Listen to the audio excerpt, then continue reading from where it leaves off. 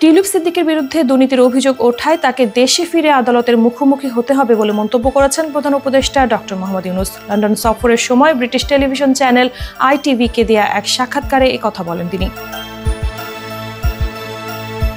প্রধান উপদেষ্টা বলেন, রাজনৈতিক সংলাপের মাধ্যমে নয়, আদালতে যে কোনো অভিযোগ মোকাবেলা করা উচিত। সাক্ষাতের জন্য টিউলিপ সিদ্দিকের পাঠানো চিঠি আমি নিজেই প্রত্যাখ্যান করেছি।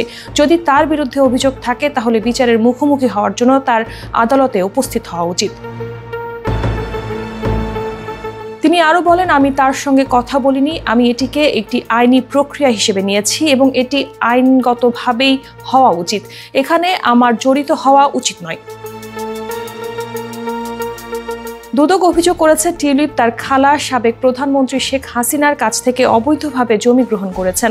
গত বছর ছাত্র নেতৃত্বাধীন অভ্যুত্থানের পর শেখ হাসিনা ক্ষমতা হারান।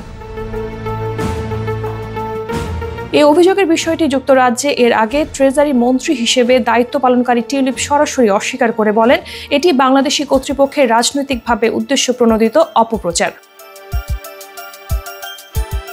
প্রধান উপদেষ্টার যুক্তরাজ্য সফরের আগে তাকে পাঠানো এক চিঠিতে টিউলিপ তার সঙ্গে দেখা করার আগ্রহ প্রকাশ করেছিলেন, যাতে তিনি ঢাকার দুর্নীতি দমন কমিশনের দ্বারা সৃষ্ট ভুল বোঝাবুঝি দূর করতে সহায়তা করতে পারেন।